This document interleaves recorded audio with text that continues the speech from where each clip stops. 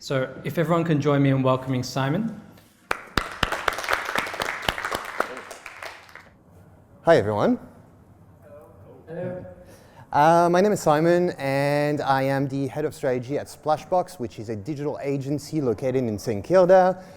We specialize in online marketing and web builds, mainly for e-commerce. And my role there is basically to support our client base in designing strategies for a lot of different businesses of all sizes and all stages. So I first encountered the startup ecosystem when I was finishing my master's degree in digital marketing in San Francisco about 4 and 5 years ago. And really quickly, I got really passionate about what we represented. I got really interested in founders' passion for their products, in the different constraints and the challenges that it created. And despite that now, I work on all types of clients. We work with a couple of startups here at Splashbox, and it's still my favorite type of project. There's no doubt about it. I'm obsessed with digital marketing and data analytics, and I think it presents a huge opportunities for startup to basically to grow. And I've seen startups of all types basically leveraging data to design their marketing strategies and really grow from small e-commerce stores to hundreds of thousands of dollars and millions of dollars per month, just by analyzing the data that they collect, leveraging that to designing their strategy online and basically designing a growth plan. So all the founders that I met over the years, there's really two elements that really present the challenge. And the first one is probably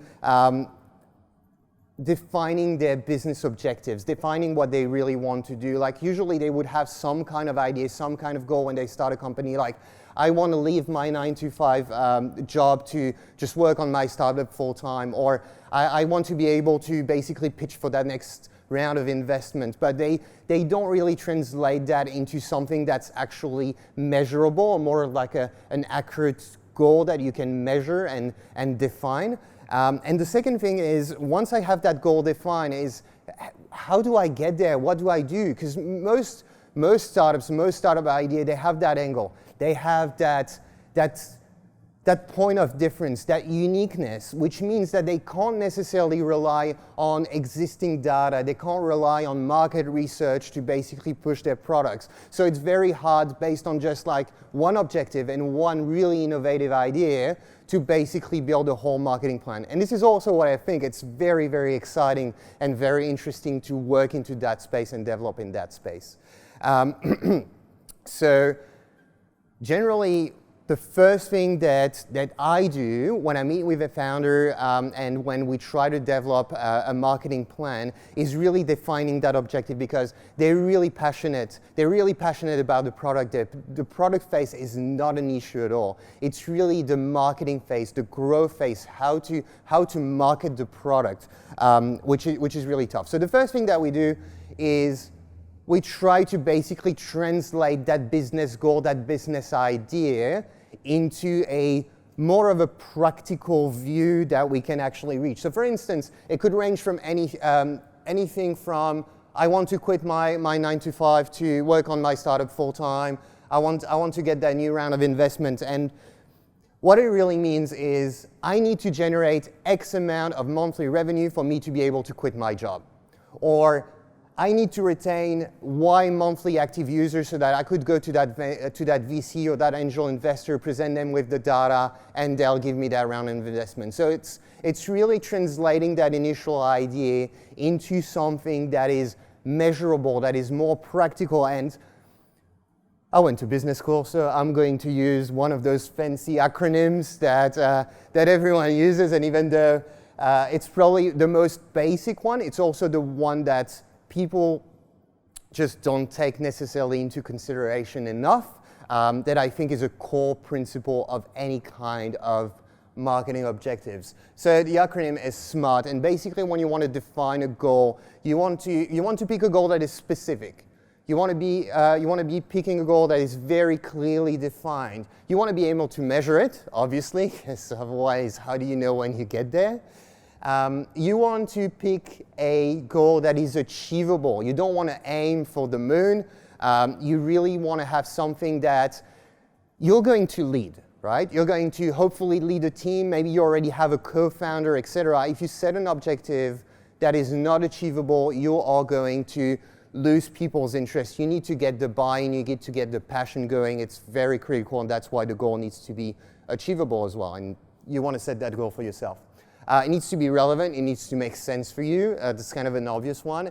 And it needs to be you need to be able to measure it in time. It can't be like in 15 years or in 10 years. It needs to be a bit closer than that, so that way you have something to look forward to.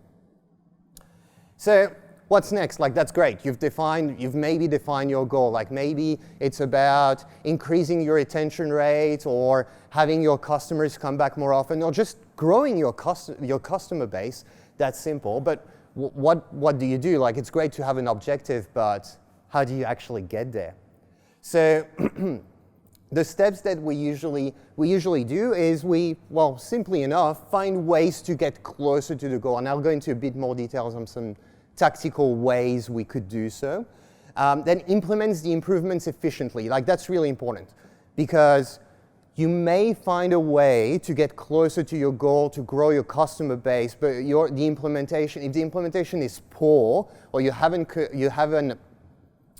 considered everything and all the elements that feed into that, you may actually, maybe dismiss an opportunity that would actually be valuable. So it's in the execution needs to be efficient.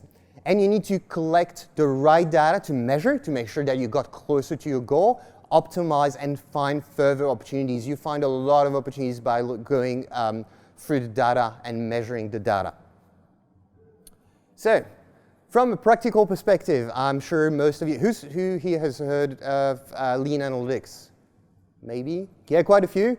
It's an amazing book. I really strongly recommend reading it. And beyond the book as well, actually, both founders have run some really, really good presentations at a few analytics conferences. You can find them for free on SlideShare. I strongly recommend you check them out. There are some really, really hidden gems in that, really interesting. So, what is lean analytics? Well, lean analytics, it's a methodology to basically leverage certain specific pieces of data to basically impact directly your business results. And it basically all relies on working on certain key data points that you can work on to reach your goal. So, sorry, I'm just going to clarify that. So, your goal may be, I want to generate $10,000 extra per month on average with my customers through my online sales or just through my pipeline, right? And it's not very an actionable point of data, right? You could go ahead and sell more, but it's not very something you could directly work on. Whereas like an indicator or like a data point that you could work on be, well, I need to reach more of my target audience, right? If I reach more of my target audience, that means that technically I'm going to spend more. And you want to look at that, what we call this causation relationship, which is if I reach more people with my product, I will sell more. And you want to look for that causation effect. For instance, for Buffer, so Leo Widrich is the co-founder of Buffer. They basically found a direct causation between the number of posts in the first week and their retention rate.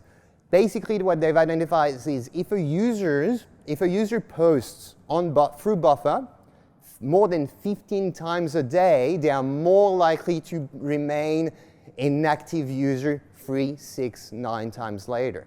So what now they can do is they can basically develop strategies to make people post more through their tools, and therefore that will directly impact their retention rate. So a bit more on that relation of correlation and causation, which I think is really, really vital. So it's summer.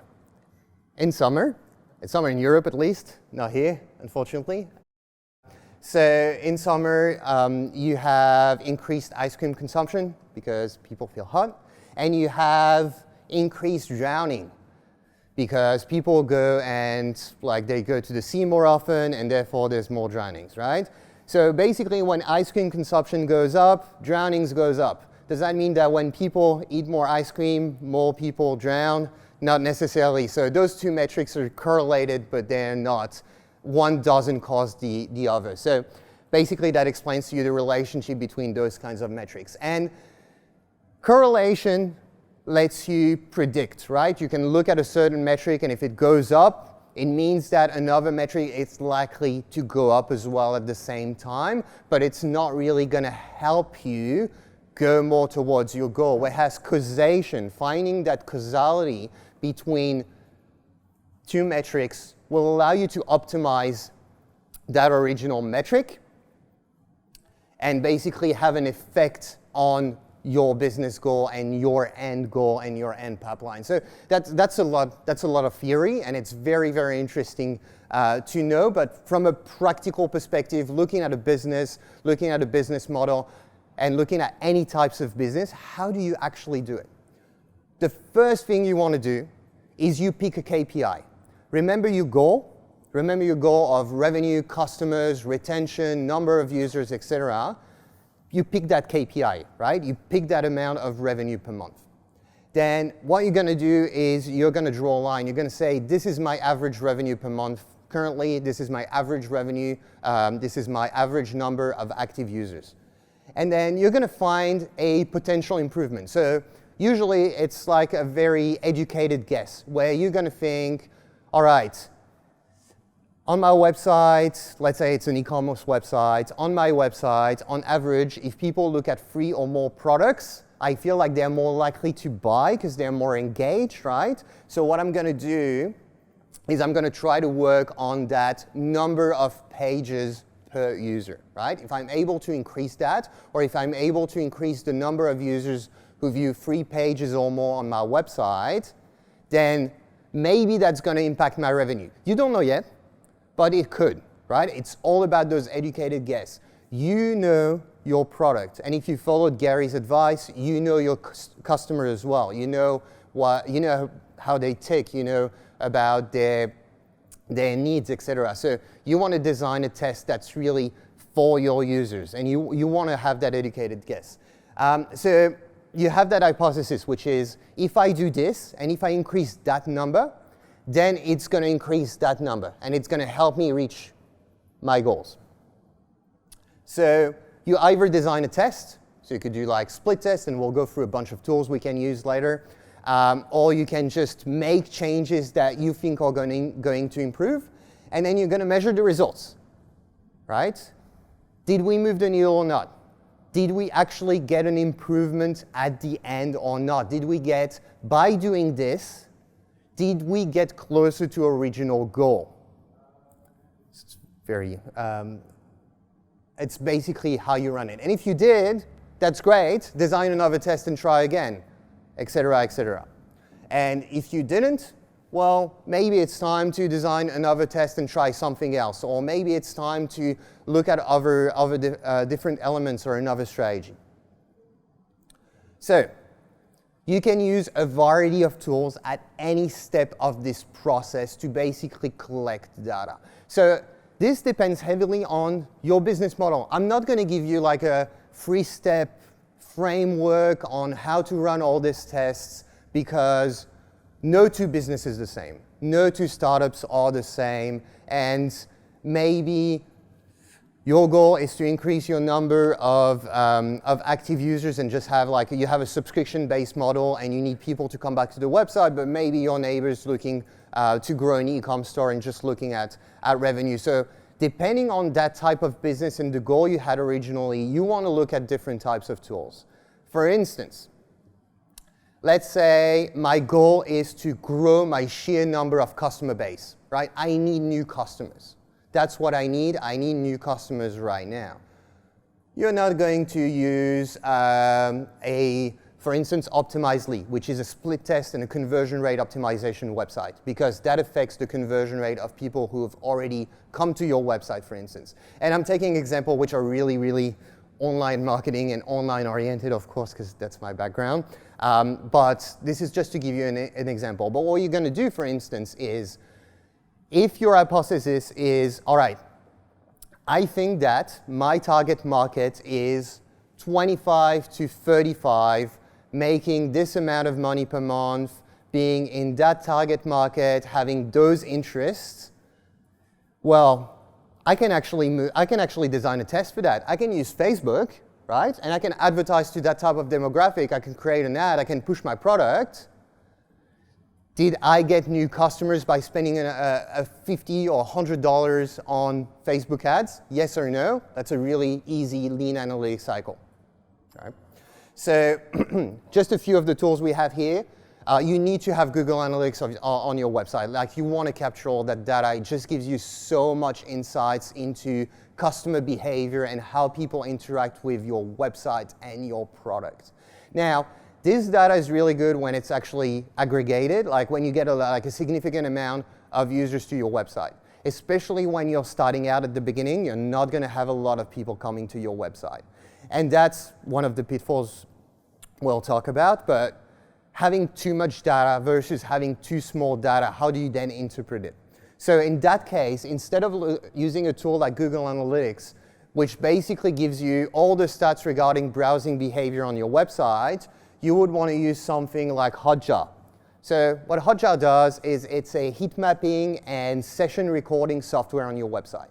What it does is, for instance, it will record a sample of sessions of user browsing your website. So you can actually see your website and you see people moving the mouse around, clicking stuff, reading things, which actually gives you insane insights into how someone who's never been in contact with what you do actually reacts to the way that you promote your content, the way that you have your messaging, etc.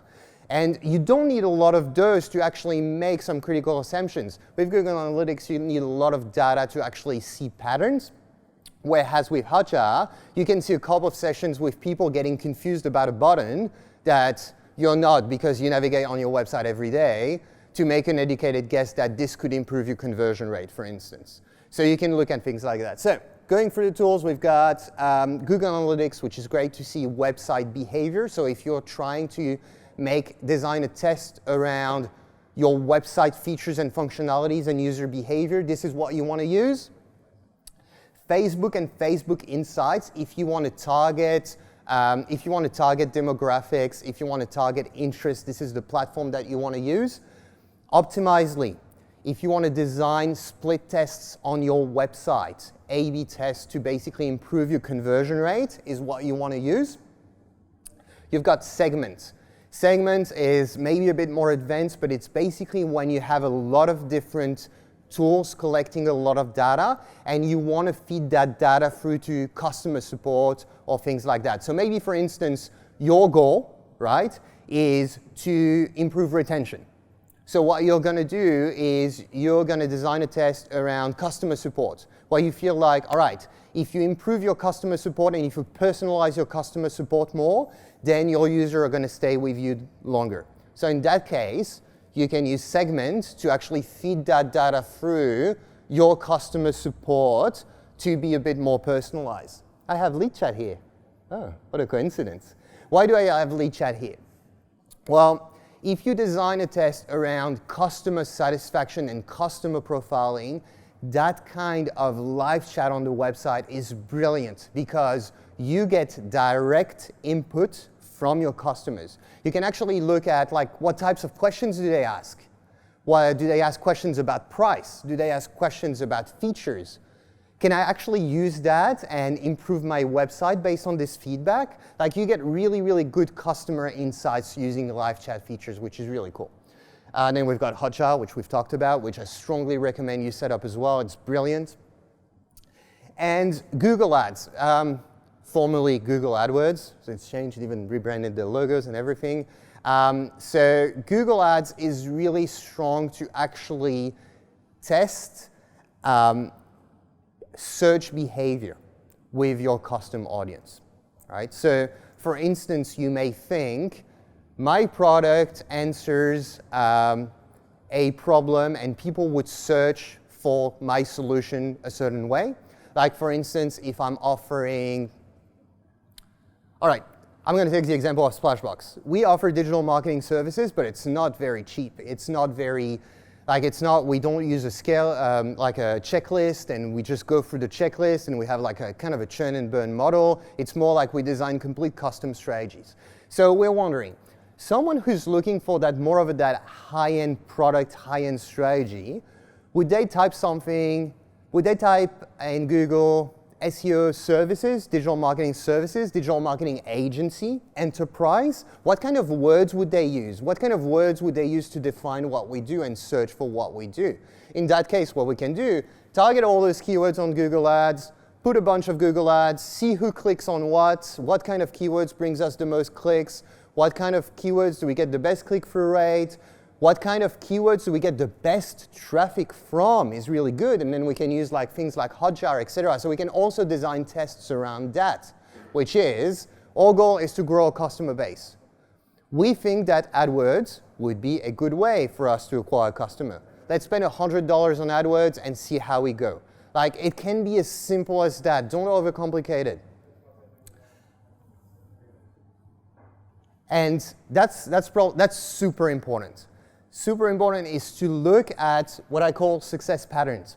What are success patterns? Well, it's all about looking at the elements of your business. What do the elements that are successful, the elements that you know are working, what do they have in common? What do they have in common? So I'm going to take an example, and 2 years ago, we had a big retention problem at Splashbox. We had a lot of customers leaving us and going to other SEO agencies. Other SEO agencies were so aggressive, digital marketing agencies were so aggressive in targeting customers, really hard for us to keep up. And the problem is, we have no sales team. We have no salespeople. All our growth and everything was organic. Everything was organic growth, everything was word of mouth, everything was referral. And therefore, having a retention problem for us was big. So we looked at our core group of clients. We looked at clients that were with us for 2-3 years or more. And we looked at, what do those clients have in common? And we looked at everything. We looked at the profile of the people that we were dealing with. Were they, I don't know, their expectations really high, their expectations really low? How are they treating us? Or we looked at the size of the business, we looked at the different fields, and we looked at all the elements and we tried to identify a pattern. And the pattern that we found is actually in results. And we found that our most loyal customers are the customers that had the best results within the first 3 months, right? So you want to look at patterns and find things like that. What that means is that we can design a test around that finding, around that pattern, around that insight to validate it and make our business better. So what we did was, the next month, we're launching about 10 campaigns for 10 clients. And what we did is 5 of them, we actually reprioritized a lot of the elements of the campaigns to actually have maximum impact in the first 3 months. Usually what we try to do is we try to design a strategy that has incremental growth over time, so that basically it's more of a ongoing value that you get each month for what you pay as a retainer. But what we did for those 5 is we reprioritized it to make sure that the first 3 months they were getting 6-month results. And we put more efforts in, and we put more hours. So usually what we do is a client pays us on a monthly basis, we allocate them a number of hours, and we work that number of hours. What we did is we doubled the hours for those 5 clients in the first 3 months. And what we noticed is that those 5 actually stayed, the other 5 left after 12 months. Right. So then, validated, we knew that this is how we had to retain clients. This is what we had to do, right? We had to focus on those 3 months that were critical for us. So this is really all about finding patterns. So you look at what works in your business and you find patterns that you can leverage. And more often than not, it's really like an educated guess is what you think, and then you just validate it through data points. So any data that you can extract around that can help you, like, you know, make your decision better and make you more confident in your decision. It's never going to be 100% risk-free, but as you know, everything's startup related, nothing really is. But this really gives you good ideas of where to look at.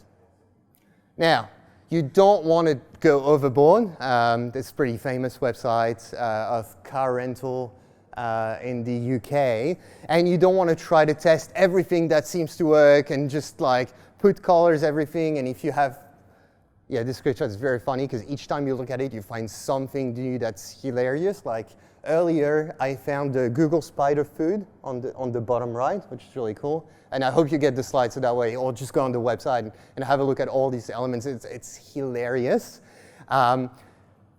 It's just one of the pitfalls. You really want to be careful not to go overboard with your optimization because this can really, really be detrimental to your business. So a few pitfalls and a few things to just consider and be careful when you're following that kind of cycle and that kind of methodology. The first thing is you need to define everything and every single metric. What's a user? What's a user to your website? If someone comes and just straight bounce, are they considered a user? Not really, right? So then you want to shape definitions around all that because you can run into issues down the end. I strongly recommend you do it. No business considerations. All right, sometimes in companies you would look, for instance, to hire a data scientist because data analytics is really good for you. And then that data scientist will just go on their own and they would go through all the data that you've collected and they would come back with what I call fun facts. They would say like, hey, I found that most engaged users, they watch that particular picture on the website 5 times on average. And yeah, what do I do with that? That's great, but that's really, really not actionable, right? That doesn't have that business consideration. So if, for instance, you have a co-founder or you have an employee that's a data scientist, I strongly, strongly encourage to basically integrate that role as much as possible, even though most of the time they operate as silo. Really, really make them understand business considerations, get their buy-in with the product, get their buy-in with the business. It's just going to make their output way better. Too much or too little data. Be careful. Too much data, you just get lost and you can't really, it's very easy to get lost in all the different data points, especially with all the software now that just gives you a whole bunch of data. Like even Google Analytics, the amount of data you get through it is massive. Really focus, really think about your core objective. Really think about that and really think about the meaningfulness of the metrics that you're looking at. Too little data as well. So again, don't use Google Analytics if you just have 3 visitors to your website, but start using Hotjar, customer interview. That kind of qualitative data is way more valuable in that case. Not going for maximum impact. You have limited time to hit your goal. You really want to hit your goal. If you identify that, I don't know, a button on your website is critical to your user conversion, right?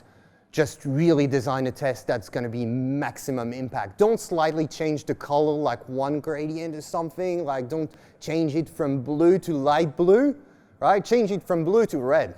Like go for maximum impact with your tests, with your results, with everything. Just make everything count is my last advice.